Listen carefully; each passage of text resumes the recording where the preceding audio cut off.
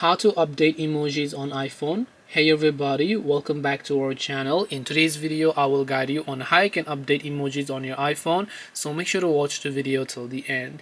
If you would like to update the emojis on your iPhone, normally let's say you have lots and lots of emojis whenever you're maybe typing in something here, and maybe you're trying to go ahead and basically search for some type of groups here. You should be able to see many emojis that your iOS supports, and if you'd like to keep up to date with all sorts of emojis that you have on your iPhone, you don't have a keyboard app on your iOS that you can update. What you have to do is update the whole system itself. So always you have to make sure to open settings and go to general, go to software update, and if there are any sorts of updates available, make sure to update it to the latest version, and after that you'll also be able to update your emojis. This way you can update emojis on your iPhone. Hope this video was very helpful. If you have any questions, feel free to leave them down. Thank you for watching and see you in the next video.